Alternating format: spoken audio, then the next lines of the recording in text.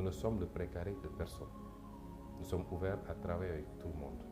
Nous ne sommes contre personne ni pour personne.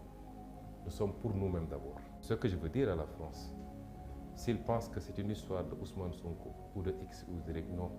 C'est une histoire de la jeunesse africaine, des élites intellectuelles africaines. Celui qui l'a compris et qui se réajuste, parce que toute relation a besoin de réactualisation de temps en temps. Donc il faut réactualiser la relation. Il faut réactualiser la relation. Il faut la redémarrer. Et si la France l'a compris, il y a de très belles perspectives entre nous et la France.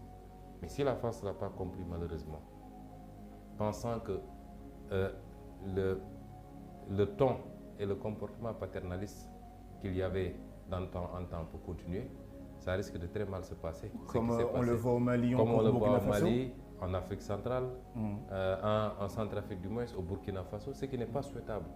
Nous disons toujours à nos amis, même burkinabés, maliens, etc., qu'il n'est pas souhaitable de rompre les relations.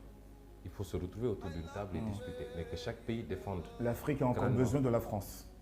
L'Afrique a besoin de tout le monde et tout le monde a besoin de l'Afrique. La France, à elle seule, ne peut pas symboliser les relations de l'Afrique.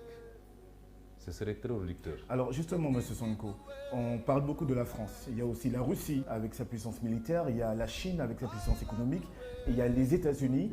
Comment voyez-vous, comment l'Afrique pourrait tirer des bénéfices de cette lutte des puissances internationales sur le continent? Cette lutte de positionnement. Nous sommes libres de nous choisir nos partenaires selon nos intérêts.